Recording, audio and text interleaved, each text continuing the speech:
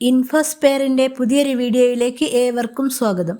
Channel ആദ്യമായിട്ട് കാണുന്നവരാണെങ്കിൽ subscribe ചെയ്ത് ലൈക്കും കൂടി ചെയ്ത് കാണാൻ മറക്കല്ലേ. പെൻഷൻ അറിയിപ്പുകളും അതുപോലെ അക്ഷയവുമായി ബന്ധപ്പെട്ട പുതിയ അപ്ഡേഷനുകളും ഗവൺമെൻറ്റിൽ നിന്നും വരുന്ന ഏറ്റവും പുതിയ അറിയിപ്പുകളുമായിരിക്കും ഈ ചാനലിൽ ഉണ്ടാവുക. എല്ലാവരുടെയും സപ്പോർട്ട് പ്രതീക്ഷിക്കുന്നു. സംസ്ഥാനത്ത് നിയമസഭാ തെരഞ്ഞെടുപ്പ് പൂർത്തിയായി. വോട്ടെണ്ണുന്നതിനായിട്ട് എല്ലാവരും തന്നെ കാത്തിരിക്കുന്ന ഈ വേളയിൽ മെയ് 4-ാം തീയതിക്ക് ശേഷം വരാനിരിക്കുന്ന പുതിയ സർക്കാരിനെ കുറിച്ചുള്ള ചർച്ചകൾ നടന്നുകൊണ്ടിരിക്കുകയാണ്. LDF തുടർന്നാലും UDF വന്നാലും ക്ഷേമ പെൻഷൻ 3000 രൂപയാക്കുമെന്നത് പ്രധാനപ്പെട്ട ഒരു വാഗ്ദാനമാണ്. തിരഞ്ഞെടുപ്പ് പ്രചരണ വേളയിൽ ഇതിനെ ചൊല്ലി വലിയ രീതിയിലുള്ള വാദപ്രതിവാദങ്ങൾ നടന്നിട്ടുണ്ട്. ഉമ്മൻചാണ്ടി സർക്കാർ 18 മാസത്തെ പെൻഷൻ കുടിശ്ശികയായാണ് അധികാരം ഒഴിഞ്ഞതെന്നും അത് നൽകിയത് തങ്ങളാണെന്നുമാണ് LDF അവകാശപ്പെടുന്നത്. ഇത്തരം അവകാശവാദങ്ങൾ ഉന്നയിക്കുമ്പോൾ UDF അധികാരത്തിൽ വന്നാൽ പെൻഷൻ കുടിശ്ശികയാക്കി ക്രമേണ നിർത്തലാക്കുമെന്ന പ്രചാരണമൊക്കെ നടക്കുന്നുണ്ട്.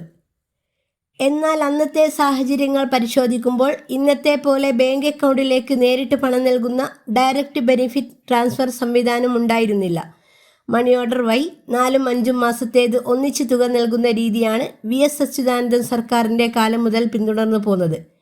യഥാർത്ഥത്തിൽ കൂടുതൽ ആളുകൾക്ക് പെൻഷൻ വിതരണം ചെയ്തത് ഉമ്മൻചാണ്ടി സർക്കാരിൻ്റെ കാലത്താണെന്ന് പറയാൻ സാധിക്കും. അതായത് അന്ന് 600 രൂപ അടിസ്ഥാന പെൻഷൻ നൽകുമ്പോൾ തന്നെ 80 വയസ്സ് കഴിഞ്ഞ വയോധികർക്ക് 1100 രൂപ നൽകിയിരുന്നു. കൂടാതെ ഒരാൾക്ക് തന്നെ വിധവാ പെൻഷൻ, വികലാംഗ പെൻഷൻ, വാർദ്ധക്യകാല പെൻഷൻ എന്നിങ്ങനെ 3 പെൻഷൻ വരെ ഒരുമിച്ച് ലഭിക്കാനുള്ള അർഹതയും അന്നുണ്ടായിരുന്നു.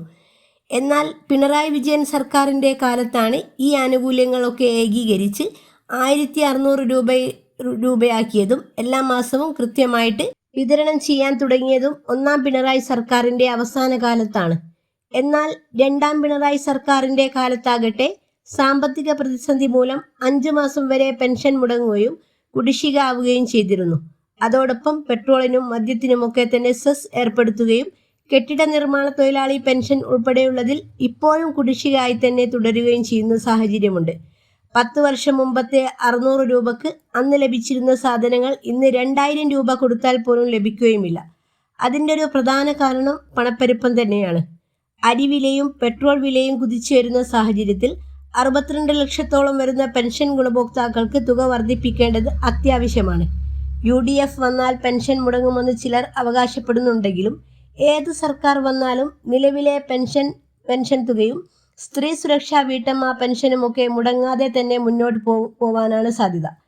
നിലവിൽ ഇപ്പോഴുള്ള പെൻഷൻ തുക വർദ്ധിപ്പിച്ച് 3000 രൂപയിലേക്ക് എത്തിക്കുമെന്ന് 2 മുന്നണികളും ഉറപ്പു നൽകിയിട്ടുണ്ട്. അത് എപ്പോൾ എങ്ങനെ നടപ്പിലാക്കുമെന്ന് പുതിയ സർക്കാർ അധികാരത്തിൽ വന്നാലേ മനസ്സിലാക്കാൻ സാധിക്കുകയുള്ളൂ. അടുത്ത അറിയിപ്പ്: സ്ത്രീ സുരക്ഷാ വീട്ടമ്മ പെൻഷൻ്റെ ഏപ്രിൽ മാസത്തെ ധനസഹായം ഉടൻ തന്നെ വിതരണം ആരംഭിക്കും. ഈ വരുന്ന ഏപ്രിൽ 15-ാം തീയതിയോടെ തുക എത്തുമെന്നാണ് അറിയാൻ സാധിക്കുന്നത്. മാർച്ച് മാസത്തെ ധനസഹായ വിതരണം ചെറിയ പെരുന്നാൾ ദിനത്തിൽ പെരുന്നാൾ കൈനീട്ടമായാണ് ഗുണഭോക്താക്കളിലേക്ക് എത്തിച്ചേർന്നത്. അതുപോലെ ഏപ്രിൽ മാസത്തെ വിതരണവും ഈ ആഴ്ച തന്നെ നടക്കുമെന്ന് കരുതാം. തുടർന്നും വരും മാസങ്ങളിലും തടസ്സങ്ങളൊന്നുമില്ലാതെ ഗഡുക്കൾ ഗുണഭോക്താക്കൾക്ക് ലഭിക്കുന്നതാണ്. BPL റേഷൻ കാർഡുള്ളവരും അതുപോലെ 35 വയസ്സിനും 60 വയസ്സിനും ഇടയിൽ പ്രായമുള്ളവരുമായിട്ടുള്ള അർഹരായ എല്ലാ വീട്ടമ്മമാർക്കും ഈ പദ്ധതിയിലേക്ക് ഇനിയും അപേക്ഷിക്കാവുന്നതാണ്. എന്നാൽ മറ്റ് പെൻഷൻ ആനുകൂല്യങ്ങൾ കൈപ്പറ്റുന്നവർക്കോ സർക്കാർ, അർദ്ധ സർക്കാർ, പൊതുമേഖലാ സ്ഥാപനങ്ങളിൽ സ്ഥിരമോ അല്ലെങ്കിൽ താൽക്കാലികമോ ആയിട്ടുള്ള കരാർ ജോലി ഉള്ളവർക്കോ ഈ ആനുകൂല്യത്തിന് അർഹത ഉണ്ടായിരിക്കില്ല. നിലവിൽ സമർപ്പിച്ച 18 ലക്ഷത്തോളം അപേക്ഷകളിൽ 81,000-ഓളം അപേക്ഷകൾ വിവിധ കാരണങ്ങളാൽ തന്നെ മടങ്ങിയിട്ടുണ്ട്. അതിനാൽ തന്നെ അപേക്ഷ നൽകിയവരെല്ലാവരും തങ്ങളുടെ അപേക്ഷയുടെ സ്റ്റാറ്റസ് കൃത്യമായിട്ട് പരിശോധിക്കണം.